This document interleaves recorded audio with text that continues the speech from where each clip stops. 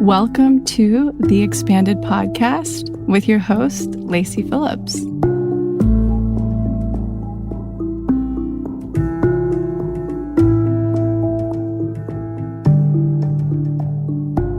As a leading manifestation advisor with a process that's, radically different from the old New Age model, mine is rooted in psychology, neuroscience, and my energetic gifts.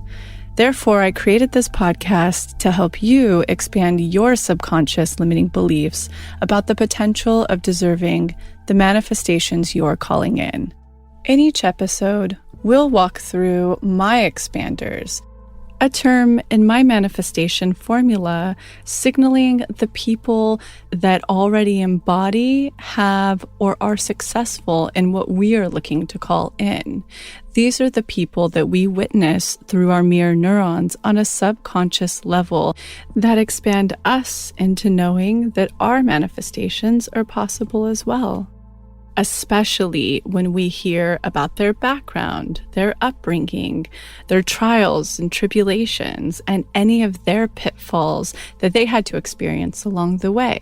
Therefore, you're tuning into this podcast series to show your subconscious that anything you desire is possible. And by pressing play, you've already started the process of manifesting it. If you enjoy this episode, please leave us our review, comment, and share it with your fellow manifestor that's struggling or could really benefit from the information that you're about to learn.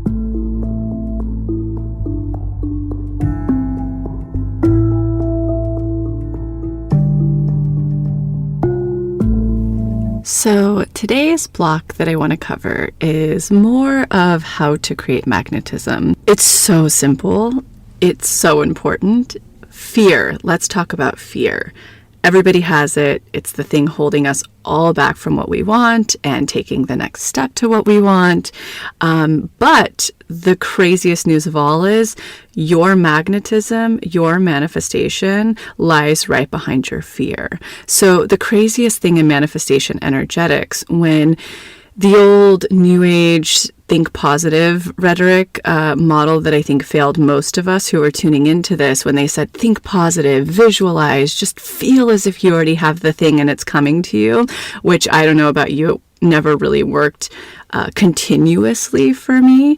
It had very little results for me.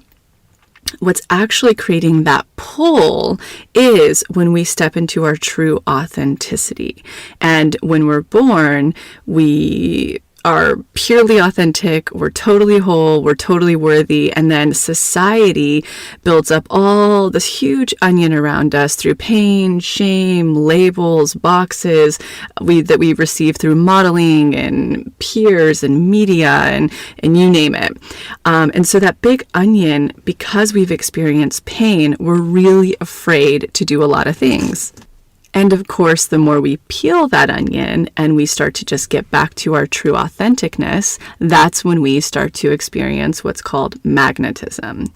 And while we're doing all this unblocking work through the workshops, through Reparent and Shadow, it's really important to remember if you're in a moment where you need to create magnetism right now, you're not feeling a flow of anything, you're feeling like you're stagnant in your practice, even though you're doing work, find some of your fears, even the smallest ones, and step right through them. And on the other side, you have some situational magnetism. It's without fail. So rather than, we need to reframe the thing positive, because that doesn't actually get us too far at all in manifestation. And we need to actually start leaning into, wow, I'm really afraid to jump off of this cliff, or I'm really afraid to show up more as myself in something. I'm really afraid to leave this thing that isn't serving me, even if it's something really small. I'm really afraid to declutter all of this stuff in my place, my auric field on the physical level, literally in my house that I don't use anymore.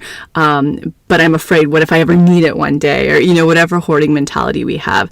The moment that you can go, nah, getting rid of it, stepping out of it, jumping off of it, that's going to create your situational magnetism. So it's really beautiful this weekend after you listen to this podcast to really just think about some of the stuff you really fear, from small to big. The smaller the thing is, the least amount of magnetism you're going to create, still going to create magnetism. And clearly, the bigger the thing is, a fear that you're jumping off or walking through is going to create a lot of magnetism, especially when all you have to do is just surrender and have faith on the other side. Now, I do want to caution people who are listening to this and going, oh, I've got to leave that job I hate, or I've got to leave this thing. Jobs are actually really, really a specific way to manifest, and I really recommend opulence for that, because it's super important before you do jump off of that cliff when it comes to a job that you're fully expanded in what you're wanting to do or step into, or the career path you're wanting to move into. Plus, it's super important to have a fuck you fund. I make all of my clients do that, meaning that they have a savings account that has at least 3 to 6 months of savings of their exact monthly amount that they need to live on, so that they can actually be in their trust muscle, in their faith, to do that dance with the universe that, you know, the Formula Magnetism Workshop teaches you how to actually manifest. You need that thing to live on, because if you aren't expanded and you don't have that fund and you jump off this cliff, you aren't going to manifest that next step, and you'll just become jaded. It'll make you fearful to ever do this again. So it's like, do it right the first time. So that's one caution I want to leave to the wayside, but pretty much all others, you're going to have a lot of you're going to have magnetism if you do that too, but if you're not fully expanded, you will not attract in that job situation you're wanting. So fear, look throughout your fears, take some inventory of your fears this weekend and look to see where you can jump off that cliff. The other note I want to make is that if you're like, oh man, where do I start to pinpoint my fears? The perfect workshop to look into is called Free. It's a roadmap, and we created these roadmaps, in order for you. It kind of feels like you're with a coach. It gives you week by week what to do for literally 3 months of how to become one of the 4 pillars of pure magnetism. And free, it's exactly as it feels. It's those good old lyrics. Freedom's just another word for nothing left to lose. Literally not settling for anything that doesn't serve you, and having the confidence and the trust to be able to do so. So that's a perfect workshop to look into. And then also, if you're just wanting to take some inventory every day when those fears come up for you, I don't care if it's like a fear to get on stage and talk. If you go and do that, you're going to be very magnetic. And not only that, but you're going to create some actual speaking skills and not be afraid of it in the future. So it's really like fear's the only way to accomplish it is through it. But the daily reprogramming exercise is really great for you to pinpoint where you picked up this fear, that layer of the onion that's actually preventing you and making you afraid to be that portion of your true whole authenticity. So the daily reprogramming is the way I would roll with that. I want to make an announcement about the daily reprogramming quickly too. We've kind of put out a little Instagram survey to be like, hey, would you guys want to do 30 days, a challenge of the daily reprogramming, so that we can all look at every single trigger that's coming up and really reinforce the neuroplasticity around it to shift it to become more whole and authentic, especially through the holidays. And it was a resounding yes. So we are going to be kicking that off on November 1st. It's totally free. To be a part of that challenge, you'll want to head to the blog page and click on the Secret Society Facebook group. You'll want to join that, because that's where we're going to administer some deeper steps, how to take the daily reprogramming exercise a lot deeper all through the month of November, which will be super cool. And at the end, we're all going to basically recognize, like, hey, what shifts have we noticed? And you'll watch, it'll be pretty profound. So make sure to check that out. And yeah, start walking through those fears if you want to connect with your manifestation. Today's guest, Mark Groves, he's considered a human connection specialist. What that means is he basically gives you no BS relationship advice.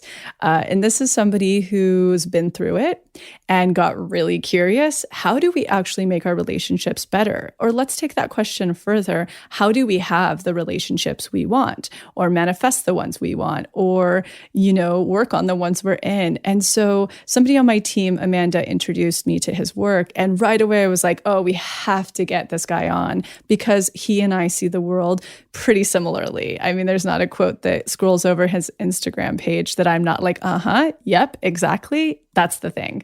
So I'm really floored by his work. He has incredible workshops out. He's about to do a whole speaking tour next year in America.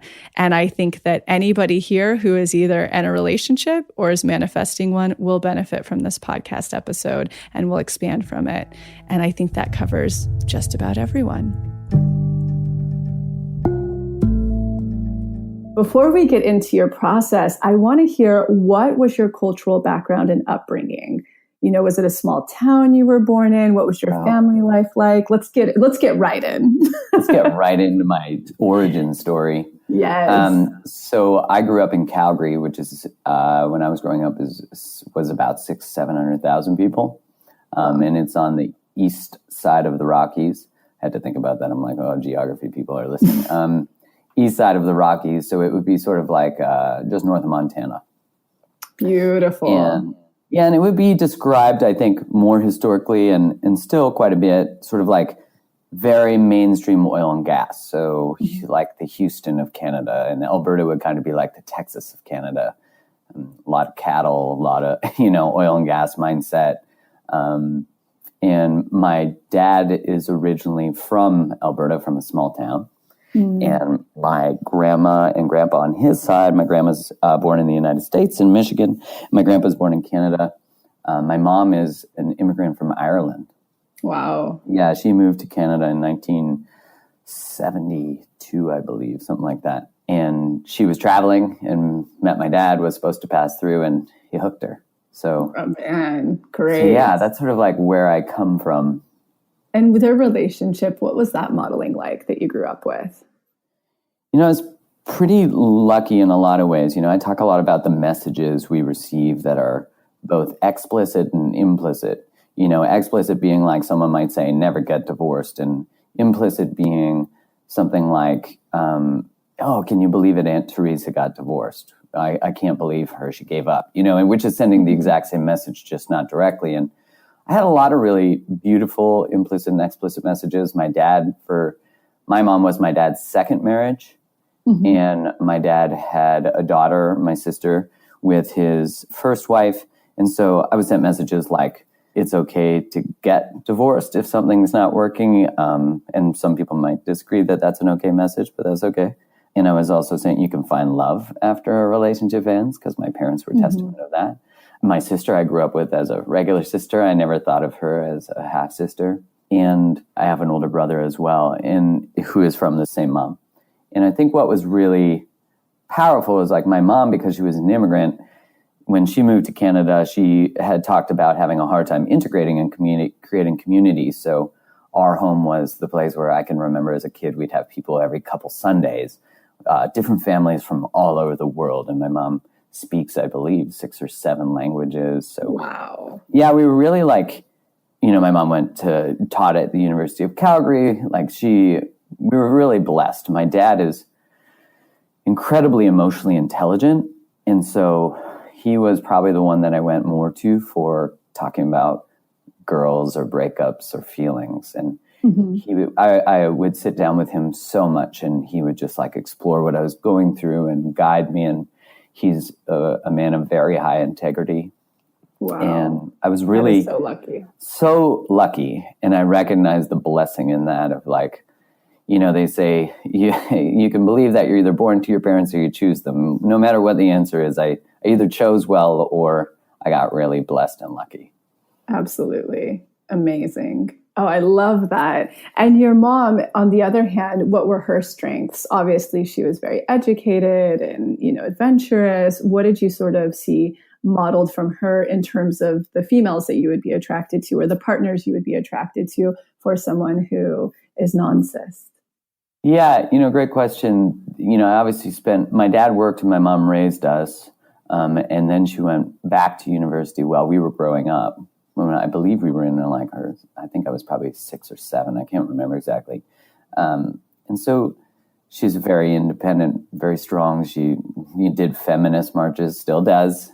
She's very much about helping immigrants and refugees. And I mean, she's so kind and so open-minded. And, she is very much taught me a lot about how to respect women and how to respect people. And she taught me to be very open-minded. And I can remember being on a bus as a kid with my brother going to school with her.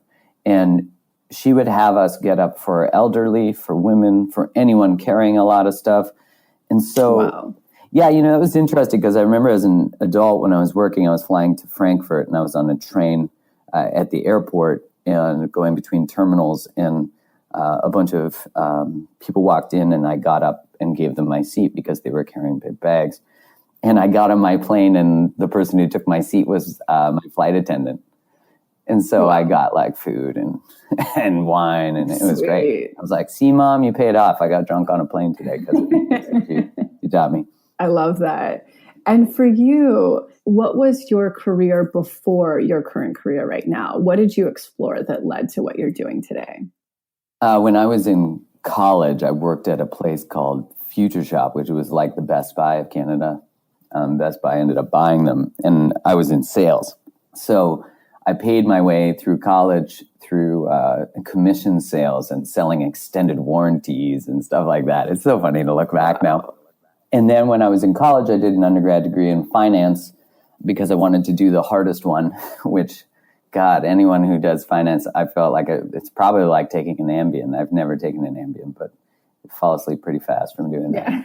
And I graduated from college and I knew that I wanted to work in some area of sales. So my dad was doing heart research. He studied heart failure.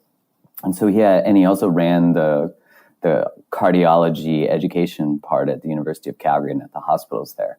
And so he was connected to a lot of pharmaceutical reps. So I actually worked as a pharmaceutical rep. I went and worked with a guy for a day and I was like, wow, you get paid to do this? This is weird. And so I started doing that. And I had a really specialized interest in how do I get people to change behavior and how do I essentially manipulate people. And I was reading books like How to Get Anyone to Do Anything, How to Win Friends and Influence People, 7 Habits of Highly Effective People. Yep. And I was starting to be really intrigued by how do you get someone to change not only products, but behaviors? And it was coming more from like how do I make more money and how do I be successful at my job? And I was incredibly successful in sales. And I had a relationship end when I was 27. And it was a girl that I'd been going to college with. It's sort of like living the story we were all taught, and again, an implicit message almost all of us are taught through Disney, but through our churches, through our cultures, through our societies. Programming. Get married by the age of 25, have kids around there. 27 if you're a little delayed, 30 if you're a little more modern, I suppose, and have kids by 30. And if you don't, there's something sort of wrong with you. And I was 27, so I was right on time, a little delayed, I suppose. And I remember thinking when I was like in junior high, because I went to a Catholic school, like, oh, I'm going to get married by 25 and get a house and make $100,000 a year. I don't know why that was the number. And get a Porsche. And like it was so... Now with inflation, it would be like much more. But I always had that number as well. Isn't that so interesting? It's like... It just shows societal programming, Yeah, and whenever I do a talk and I ask, like, how many were taught that story? It's almost everybody. Yeah. Unless your parents went against that story. And so when I got engaged, I had been sort of uncertain about it for a while, and we were moving in together and buying a house together, and I didn't know why I felt uncertain. I just, people would say to me, or you're just afraid of commitment, you're a guy, and I was thinking like, I think I'm supposed to be like pumped to do this, Yeah. But I did start to think like, well, maybe I am just afraid of commitment. Maybe that is what it is. And my partner at the time is and was an amazing woman. So it made this decision really weird because I was like in conflict with, this makes sense. Why doesn't it feel good? And the day I got engaged, I was just like, I don't know another word for it, but it was sort of like the day I woke up. And I remember asking and celebrating and looking sort of in a third person, sort of like looking at both of us and thinking like, I think I should be more excited than this. Wow. And that was the thought that basically like shook my system. Mm-hmm. And I went on the internet. At the time, there wasn't Google. I was using, I remember, web crawler, which sounds... Wow, this was like pre-AOL? Yeah, this is like, which sounds like a creepy sort of name of a website. And I remember, yeah, this is 12 years ago. Wow. And so I went on there and I looked up, how do you know if she's the one? And of course, if it was Google, it would be like, how do you know if he's the one? Because did you mean, how do you know if he's the one? Yeah. Because I found this website that was called The Runaway Bride. It doesn't exist anymore, unfortunately. But I posted on the forum my story. And it was people who'd been through things like that, left marriages, left engagements, been left, which is a great perspective too. Yeah. And I posted my story, and I don't know how to refer to them any other way than they sort of felt like angels, because it was the first time I was getting advice from people who didn't have a consequence of my choice. Yeah. Like, it was the first time that I had someone who goes like, no matter what you choose, I don't give a shit. I don't even know you. I just want you to be happy. Love that. Yeah. And that was, I tell people, like, don't seek advice from people who are going to be directly impacted by your choices, because they'll give you advice based on how they might be impacted. It takes a lot for a human to separate themselves consciously from an impact, even though, because selfishly we want to protect ourselves, families, all that stuff. Images, ego, all those things. And all the things. Yeah. And this one woman asked me 3 questions, and they were like transformative. The first one was, if she left you tomorrow, would you be okay? And I was like, yeah, I would be okay. And then she was like, can you imagine what it would be like waiting for her at your altar, or whatever your altar is?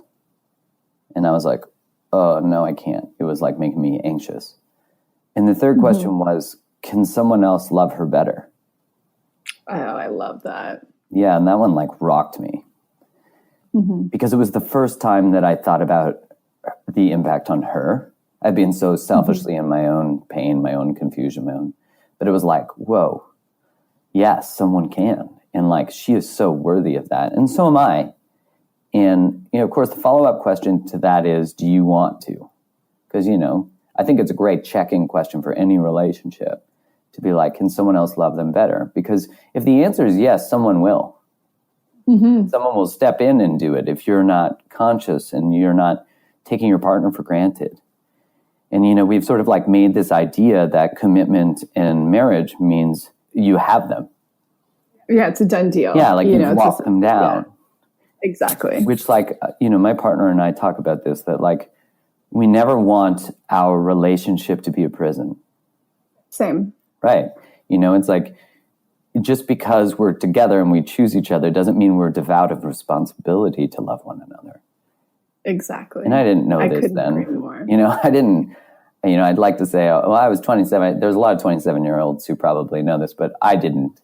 And as much emotional intelligence as I thought I had, because I was incredibly good at sales and communication, I went back and I ended the relationship.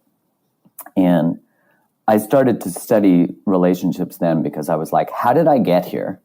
And how do I never get here again? To this place where I was so lost. I realized that I was pissed because I was like, I've been taught so many lies. Like, you get married to someone you fall in love with in your 20s, maybe earlier, and you stay with them forever, and you love them forever, and you die very much in love, like a couple old raisins holding hands.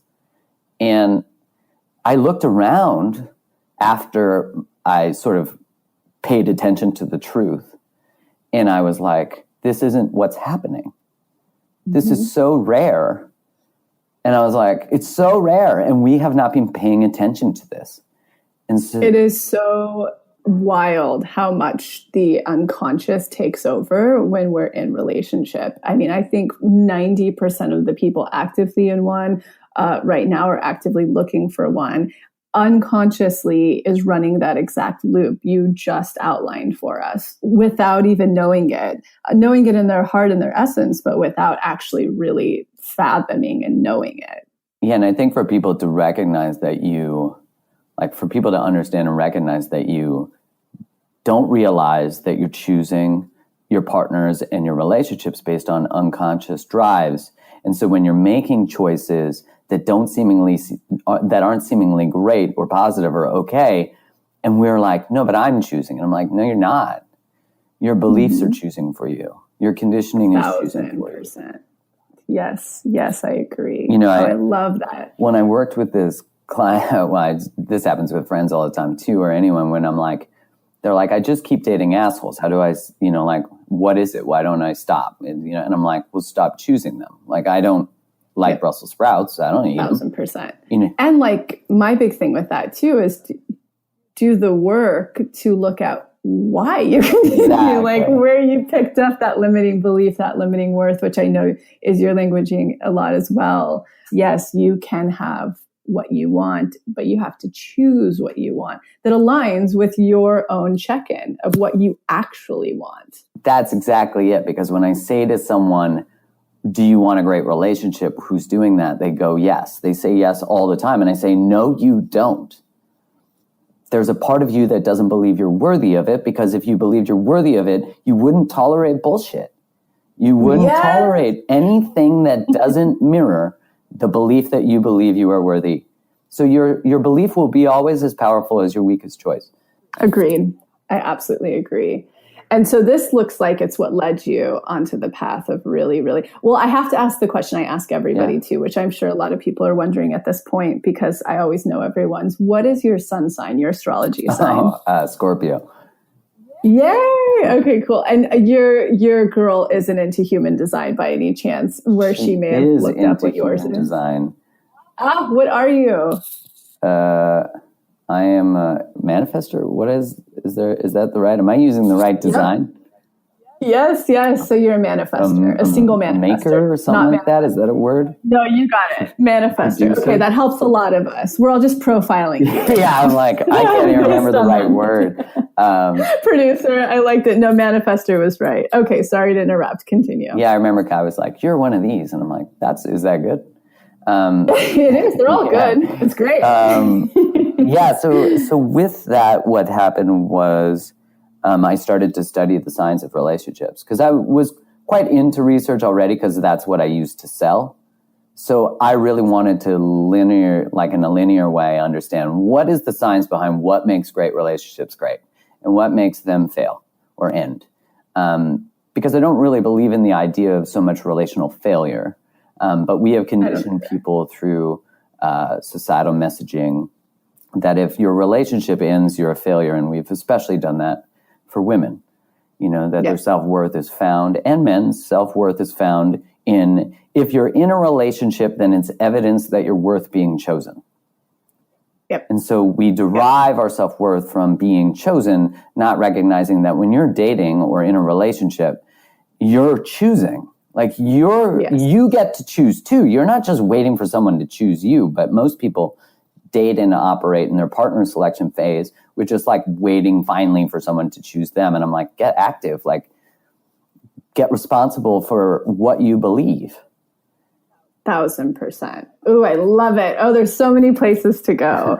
On that note, just to outline and I know you gave us, a bit of an outline of what that has looked like for you. What has been your biggest rock bottom? The moment you've been on the floor crying, the lowest of low, just to outline what that's looked like for you. Well, I think the greatest rock bottom, which I think is, I sort of think of a rock bottom as any invitation to rejoin yourself or to come back to you. Oh. And I think heartbreak is probably the greatest, most frequent one, but it can be found through anything. I think like financial disaster, career disaster, but it's basically what earthquakes you back into. My girlfriend calls it a cosmic 2x4 to the head.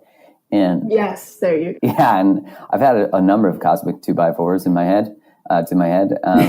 The first one was for sure the engagement. And I know that sounds like a weird rock bottom, but that woman has been one of my greatest teachers for sure in that experience. And I'm so grateful for it. And I would say, Every time that I've felt, because the more aware I've become of my choices and my responsibility for my life, the more any choice that is out of integrity or values feels like a rock bottom. And I feel like my sensitivity to that is so heightened that anything that I didn't recognize was out of my integrity or out of alignment for me, it feels like an intense, you can't take the glasses off. So you put them on and... You can't take the lenses off. Yeah. Off. So for you, how do you navigate that personally for yourself? Like, let's say when you feel that something's happening out of integrity, or you're just, autopiloting along on something that's not right for you. What are some of your tools that you use, or just check-in points? Like, how do you, because a lot of people listening are in that space and not knowing what to do. What would you say are some of your big check-ins for that? Well, I think the first part is to let people know I'm not like some finished product who I'm in the same place too. I just have different strategies now. Like I have to step out of alignment to know what my alignment is. And first off is I acknowledge that shame will come up when I recognize that. Like when I recognize that I did something and I learned something new, I automatically will feel shame or guilt for the new knowledge. Absolutely. And so that's what leaves us back to humanity, yeah. Is that shame and guilt, that we're not God, that we haven't perfected ourselves, that we're in the human experience. So I love that you said that. When I think for people, that's usually where we stop, because the shame of knowing we fucked up or we did something wrong or we're not, it has us not want to acknowledge it, because then it feels like our self-worth is in jeopardy. And so the first part is, and I also surround myself with people who call me out if I'm out, and who also remind me of my humanity. And that's like my friends are constant, my partner, constant reminders of like that I'm lovable, and I still have work to do, but I'm loved unconditionally. And sometimes we need the reminder of our imperfection and our humanity. And so I think that would be is like, in that shame and in that emotion of what could feel like unworthiness is actually where all the wisdom is. And so if you can face your pain, then you can actually listen to what is being invited of sort of like up-leveling or expansion or self-mastery. Is, this is why relationships are sort of like, if you want to rapidly grow and expand, look at how you show up in a relationship. Look at the results you get, because that will be the fast track to anything. And all of our sort of greatest pains occur in relationship, and that's where they get healed.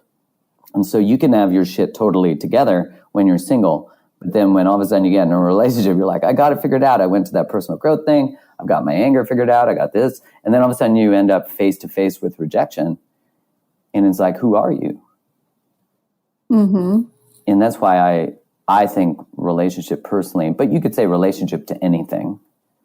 So it could be to food, to money, to your career, to your purpose, to your partner, to your body, all of them. They're the beautiful mirrors that really mirror back.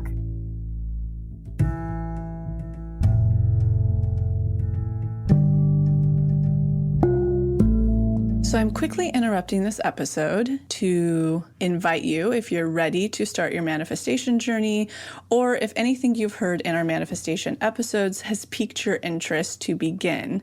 We have a la carte workshops in everything from the basics bundle, which is what we recommend to everyone who starts. It's the formula that actually teaches you how to manifest, unblocked inner child, and unblocked shadow. We also have a la carte workshops on love and money. But the real gem is the Pathway membership, because it encompasses every single workshop we have. It's a year-long membership with full access to the few a la carte offerings we have, and exclusive workshops not available anywhere else, such as the daily practice, which is what everybody in the Pathway uses, hopefully at least 3 times a week to daily, in order to truly create the new neural pathways that one needs in order to manifest, and houses the library of our deep imaginings, which is our unique hypnosis process that allows you to get into your subconscious and overwrite those old neural pathways, creating the new ones. You can use our special code, EXPANDED, all caps, EXPANDED, to receive $20 off your first a la carte workshop purchase or $20 off your first month of the pathway. Again, that's all caps, expanded, EXPANDED. Okay, now back to the episode.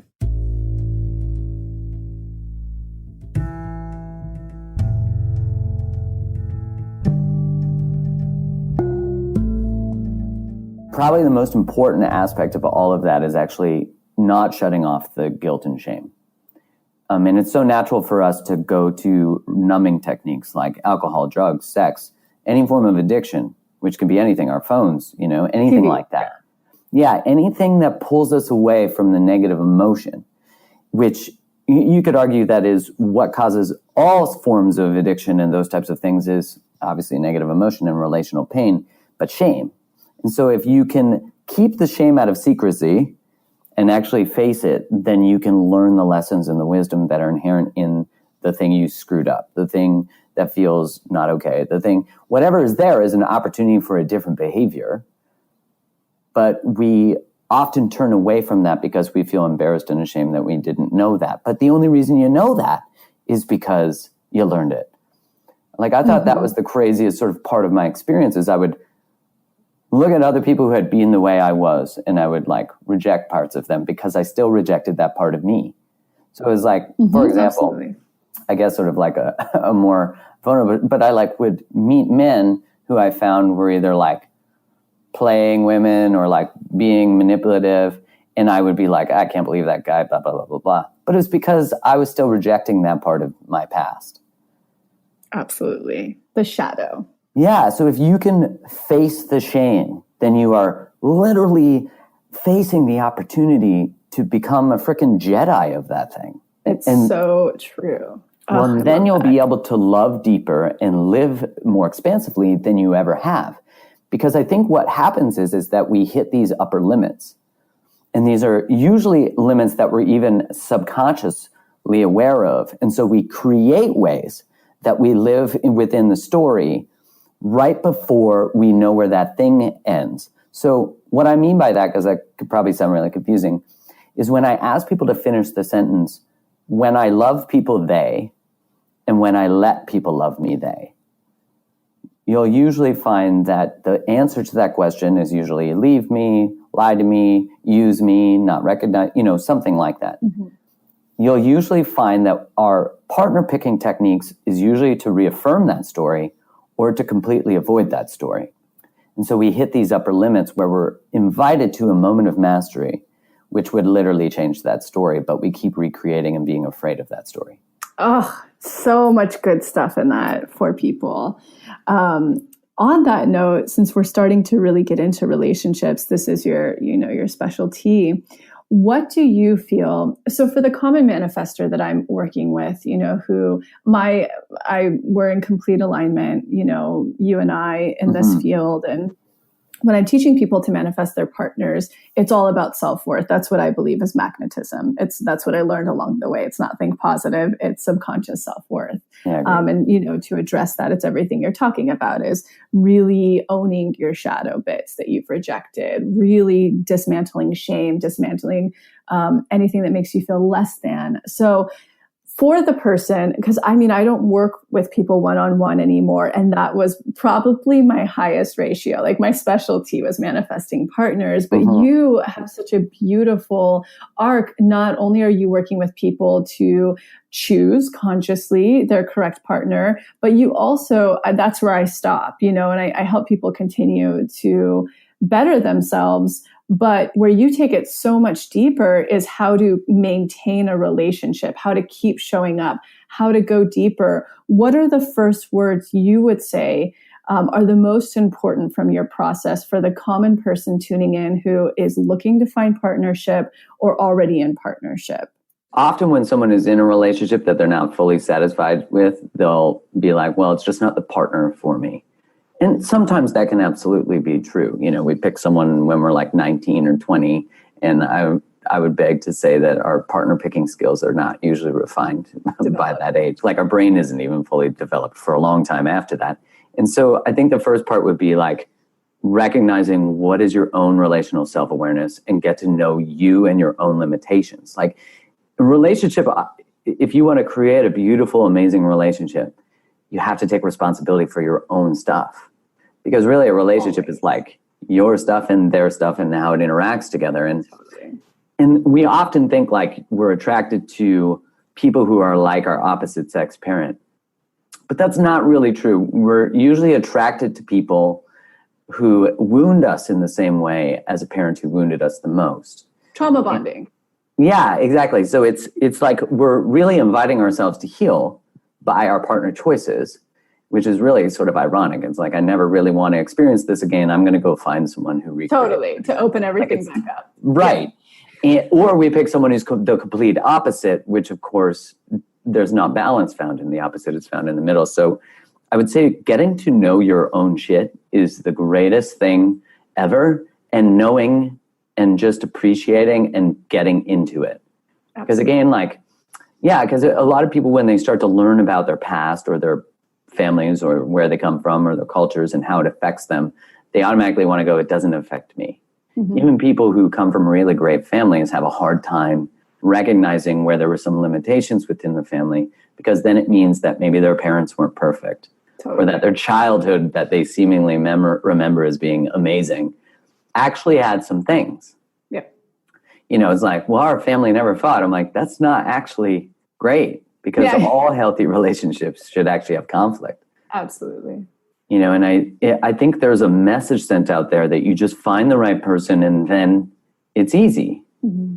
And that, although finding a person who's really committed to growth, really committed to being open and having curiosity and having great conversations, although that's obviously a huge key to it, mm-hmm. you're still going to have conflict because these two humans have never related before. Totally. And let's be honest, when you get to know your partner, you eventually, take them off of the pedestal and they become human, and they're gassy sometimes, and they're, they're regular people. Yeah.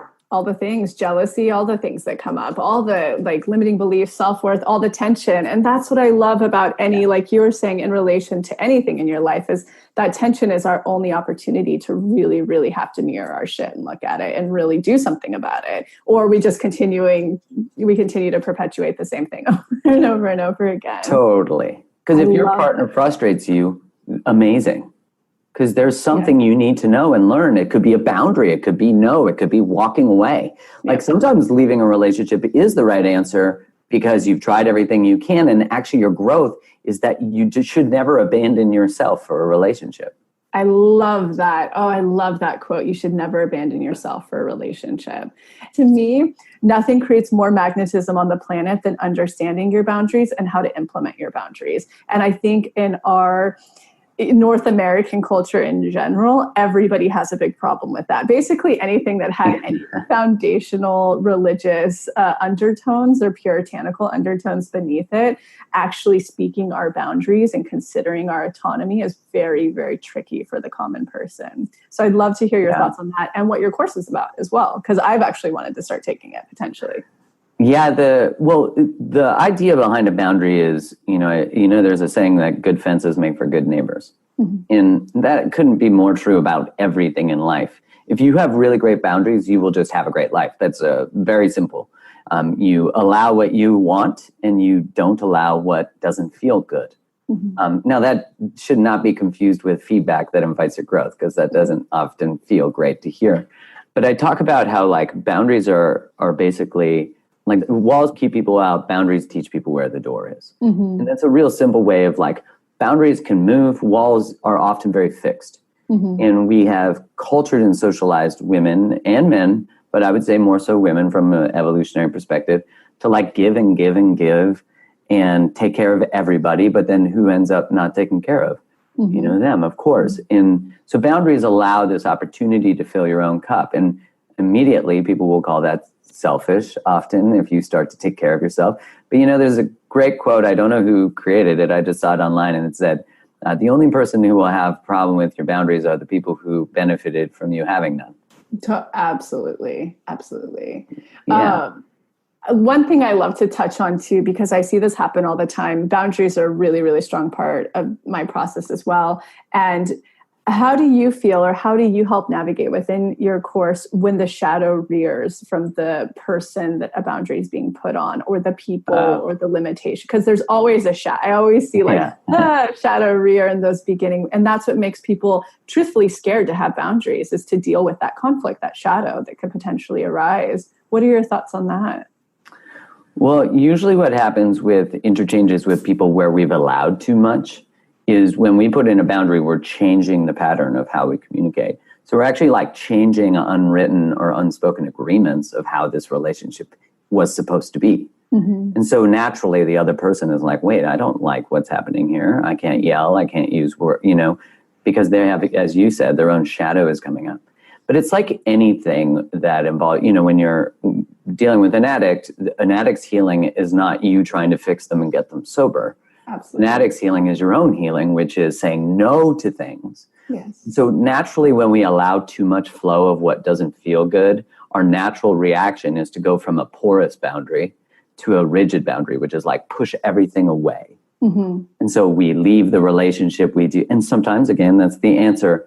But often what we haven't learned yet is actually how to exist in love, exist in relationship, and hold on to who we are. I love it. Because one part you're like connected, but you're not protected. Totally. Dr. Alexander Salman uses this really great analogy. You're connected, but you're not protected when you have a porous boundary. When you have a rigid boundary, you're protected, but you're not connected to the other person. Absolutely. And you could sort of see this as like the message we've sent to women to like be independent, don't depend on anyone, don't allow. But sometimes you do need people, and it's healthy to depend on people. It's just not healthy to depend on someone else for your own self-worth and your own happiness. 1,000%. Right. So it's how do you stay connected to another person and protected? And I think that's really what is sort of this revolution of relationship that's happening. Is love wasn't part of marriage till the 19th and 20th century. Like we have totally new agreements entering a very archaic sort of structure. And it's not to say that marriage can't be a great institution. It's just whenever anyone says to me like, I don't believe in marriage, I'm like, well, change the definition of the word. Like you weren't given it, like someone handed you what it should look like, and you just took it without saying, wait, I like this and I don't like that. Just like spiritual practices. Absolutely. It's like everything. Yeah. So it's sort of what we've inherited is in the patriarchal system is codependency. Totally. Like, both people didn't honor their own needs, including the men, didn't honor like what their purpose was, what their passions were. And a lot of that is survival based, like it's not like when some parents moved from like Poland to America and started working, they could just pursue their dreams. They had to feed their family. So I think we're in a new place where we have this opportunity for abundance, this opportunity to create and follow and live anywhere. And it's really beautiful.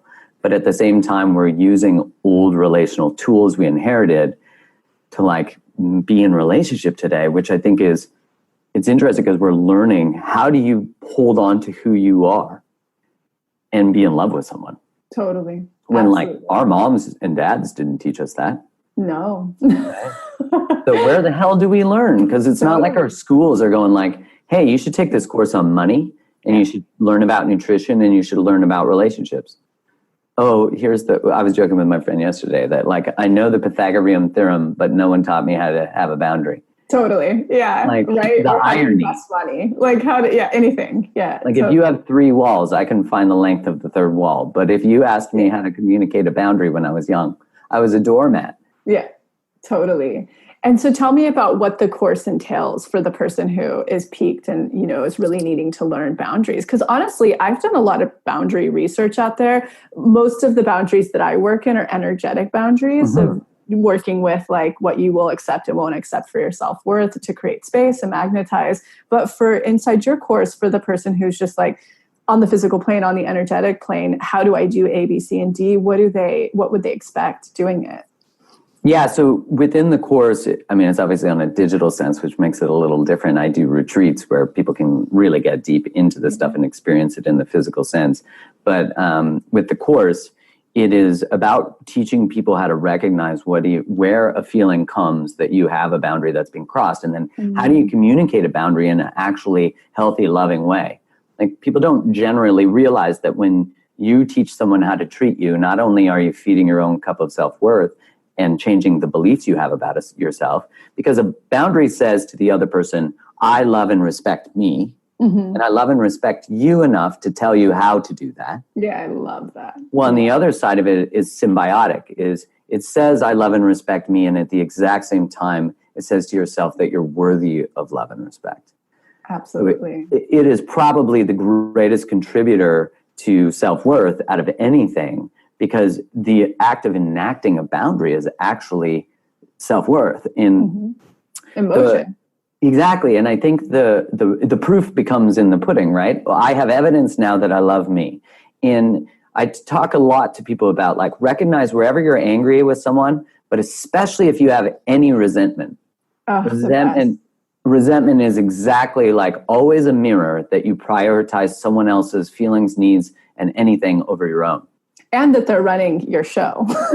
Yeah, and then you get mad at them. Yes. And really, they're just the evidence that you're not prioritizing yourself. Now, of course, people go, well, what about kids? And I'm like, well, there's always a line, right? Like, it always depends. But there is a line where people give away too much of themselves for their children. And children need to learn boundaries and know as well.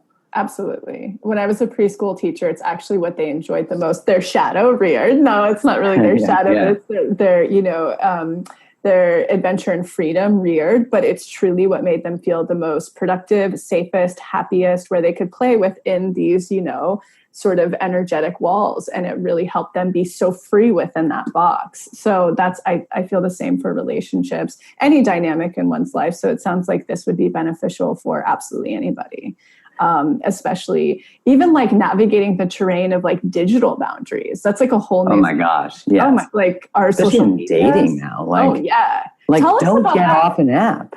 What do you have to say to the person who is like really navigating, the digital world of dating right now? Because I have so many people, doing these courses that are like, I hate it, it sucks, it's yada yada, or I love it and I met my like. What are your thoughts on this current climate?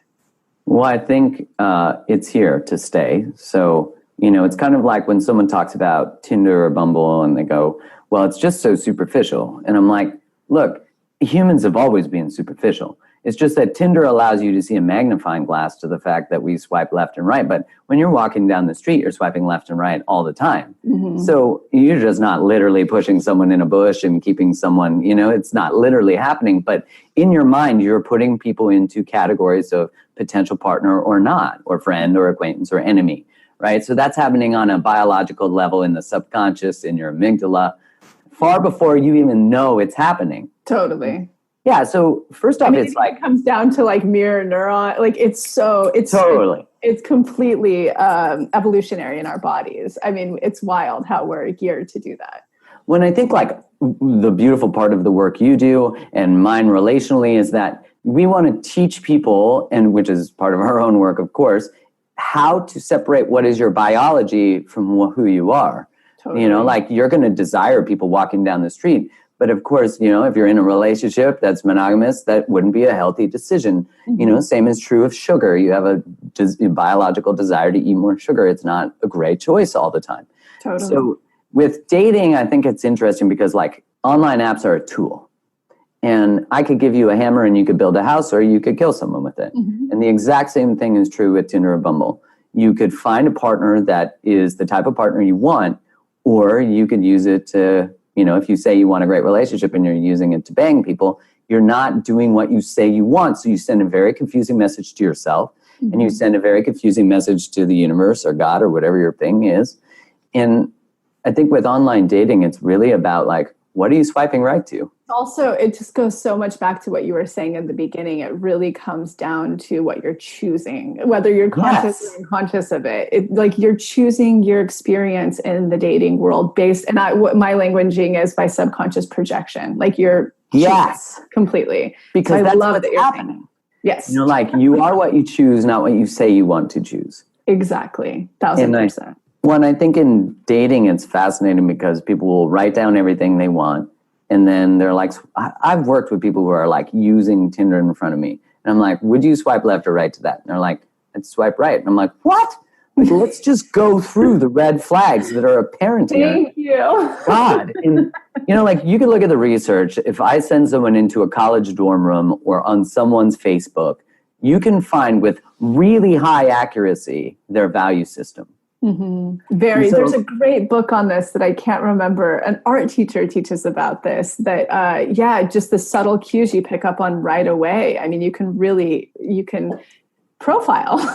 You absolutely can. There are decision heuristics. There's shortcuts that humans have, and some of our shortcuts are broken. Some of them are not conducive to great choices.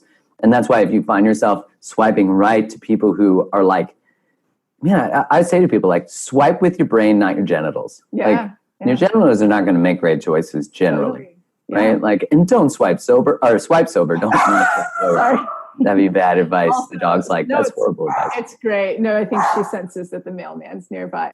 And for the person who is just coming to work with you, learn from you, figure out how to navigate dating and relationships, what would be their way of interacting? Let's say if they're from afar or if they're able to work with you in person, what does that all look like for them? Well, I'm similar to you. I don't really do one-on-one coaching anymore, for like the rare exception. And most of my stuff now is retreat-based, event-based.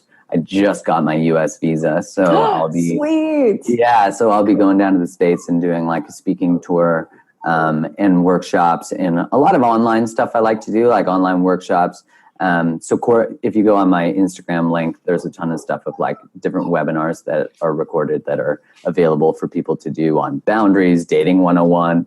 I have a relationships 101 course. It's about deep immersion to me. It's like, you can learn and read books and do all those things, or you can actually start to apply these things. And because true change really comes when you actually do something different. Yeah. And I find as humans, we get so addicted to the learning that we forget that we get lost in that, because people will go, oh, I see that you're doing the work. I see, but you're not changing the results and the outcomes in your life. Agreed. Completely. That's the only way to actually receive something different. Totally. Surround yourself with other people who are doing the same thing, like the way that yours is structured. It's like people are surrounded by other people who are doing it, so they're accountable. Totally. Absolutely. Which we need. You can't hang out with old friends with old ways of thinking if you want to create a different life and a different you. And I'm not biased to that. I love, your old friends are probably really great. But at the same time, they need to change. If you got to hang out with people who are the way you want to be. Absolutely. It's the only way you'll expand into it. I mean, it's 101. So that's beautiful. Yeah. Oh, great. And what else do you have coming up in the future for the person engaged right now? So I'm speaking at Wellspring, which is a Wanderlust event. Oh, cool. Very cool. Yeah, in Palm Springs. And then I'm doing their festival in Oahu in February. And then I think I'm just about to get down and figure out if I'm going to run one in March or April. I'm just not sure when. Ah, cool. Okay, so there's some touch points people can come in and speak. Yeah, totally. Like in the new year, I am going to do a speaking tour and go to all the major cities, because I've been waiting to get this US visa for a while. So now I'm like, I didn't want to do anything out of integrity. So I'm like, I'm going to get this visa and do it right, and I got it. So it was great. I remember hearing in a podcast once, this is a total segue, I think because I love Tony Robbins' podcast. It's moved a lot out of the motivational space. It's much more into the entrepreneurial space. Yeah, but he talked about the first time he had, I think it was in Canada, he had some huge speaking event, and somehow the government tried to shut him down by saying he didn't have a permit. So he got so creative that he would bus people back and forth every day. And he had to find a whole new hotel, a whole new thing. And it was really wow. Great. So That's you just Tony Robbins. A lot of issues. Yeah, I don't want to have to get buses and move people. No. I love being in person with people, because I think there's something about immersion. There's something about being in a space with other people where true transformation occurs. And I think it's beautiful for someone on the journey to finally see that there's other people who think about what they think and think about the things they think. Mm-hmm. Because I think when I first started asking questions about relationships, my friends weren't like, that's a great question. I really want to know why relationships end. They were like, dude, you're going through a breakup. You're just in the depths. And I was like, no, but I have real questions here. Yes, no, I love that. And it's just simple symbiosis that happens, like actually on a cellular level of being around, people in a message. Okay. And then I really want to finish it off because I just think that you're such, and if you guys haven't tuned into his Instagram, you have to go check it out. Everything will be in the links because you send so much material out throughout the week that's so spot on. Thank you. But for the average person, here in this community, they're working on their self-worth. That's literally, they're either working on that or they're working on expanding, again, being surrounded by what they want to be. What would be the most important words you have to share for the person? Because we're in relation, like you said, to everything all day long. That's how our reality is created. What are the most important takeaways you would like them to know about self-worth and the process of evolving to having what you want? Well, I think the first part is give yourself permission to be human and to recognize that self-worth is an ongoing, ever-moving target. So as you fill what is your worth, your self-love, it's rituals and habits. And I think the second part that was really important for me was like the game changer for me was when I made a rule of my life that I would always live at my highest level of knowledge. I love that. Well, I found that I was really, and I think a lot of people can relate to this idea, is we learn so much that we can intellectualize anything. Humans are great at making excuses. We're great at making things make sense. And I think it's about stopping trying to make things make sense so you can stay fucking still and be play small and be whatever your average is. Because when I finally made the rule to live at my highest level of knowledge, I stopped making mistakes that were choices. And I had to rise to a whole new level of integrity, which was, I've already fucking learned this. Yes. Why am I still doing this shit? Because when I was still doing the shit, I was hurting myself because I already knew the thing. And so that was maybe the greatest change for me, was like consciously calling my own ass out on not listening. I love that. Oh, so good. It's so true. And what would you have to say for the person who, I believe that our pure magnetism is when we are tapped into our true authentic essence, when we're coming from that core, we want things from that place, when we're really, I call it the onion. We build up the ego shell as the onion, right? It's what we present with so that we'll be safe in the world. And it's also, like you talked about, all the programming we receive to be loved if we did X, Y, and Z. But all of this work is to tap into your essence and your authenticity. What are your biggest takeaways of tapping into your authenticity, especially in relationship to finding a relationship or being in a relationship? Well, I think the first part is to always live and love on your edge. Like anything that you're familiar with, anything that you already know the outcome of is not a new behavior and not a new choice. So you're not expanding if you're just recreating the same day-to-day things. Not to say that foundational pieces aren't important, but I mean, like, do something new that you've never done. Continue to always do that, because you'll start to see that true self-worth and authenticity it's going to be scary, because what you're doing is you're changing very radically a huge evolutionary thing, which is, if you love me, I love me. If you accept me, then I'm a good little boy, I'm a good little girl, I'm a good Catholic, I'm a good Christian, I'm a good member of society.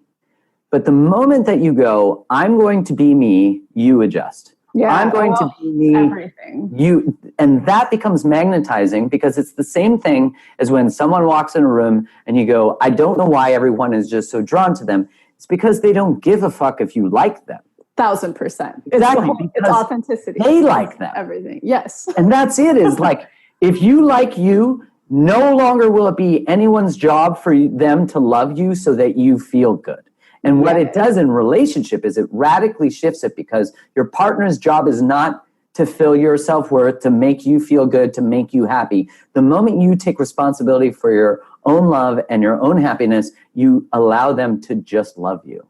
Absolutely. And I'll even finish that off because it's such an important point that everybody listening needs to understand. Going back to even the analogy of walking into a room and everyone's like, oh, well, who is this person? Mm-hmm. It's because that's what everyone desires most on the planet, is to be loved for exactly who they are. So when we see that, we can't take our eyes off of it. We're like, whoa, that must be so liberating. That's true freedom. That's true authenticity. That's true magnetism. And again, it's the world having to adapt to us. If we all did that, that's called wholeness. Right. And I think if you recognize that every time you don't share who you are because you're afraid someone won't like you, you are actually the birth of your own rejection. Yes. And they just become the reason you rejected yourself. So you get mad at them, but really you're mad at yourself. Absolutely. Oh, I love that. Thank you so much for everything today. We have to have you back, like after people have explored your work and have lots of questions, because it's so perfectly in alignment. I believe in what you're doing so fully. I'm so grateful you're on the planet helping people with this, because it is literally a new paradigm of how to actually be in relationship and be happy. Yeah, and be who you are and hold on to that. Yes. It's such a skill set, and anyone can learn it. Like, there is not a single person listening who can't create the relationship they love. Anyone can learn it. That's one last thing I do actually want to bring up, because I have so many people that will be so blocked because they've never had a serious monogamous relationship in their life forever. So there's all these limiting beliefs that they can't have it, that they will never have it, they're not worth it. And so obviously they have to do a little extra work and dig a little bit deeper. What do you have to say to that person listening? Well, the compassion piece for self is always important. We always have to start with compassion for ourselves. I know I come back to that a lot. The other side is you have to be able to call yourself on your own bullshit. Like when I work with clients and they go, there's no good men out there. Everyone in, it's so hard to date in, insert the town, the city. Yeah, New York, LA. Yeah. Oh, and I'm right away like, you don't need 1 million people. You need one.